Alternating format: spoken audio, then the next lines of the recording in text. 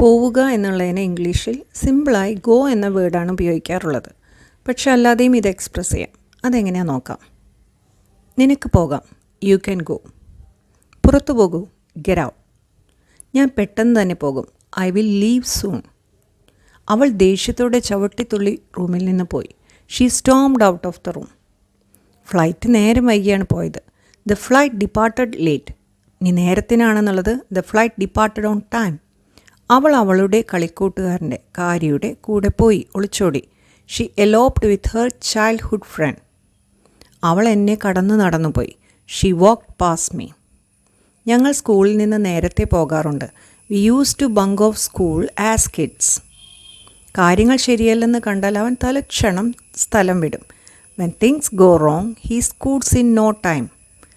ഇതതുമായിട്ട് ബന്ധപ്പെട്ടതല്ല. ഞങ്ങൾക്ക് വഴി തെറ്റിപ്പോയി. We are lost.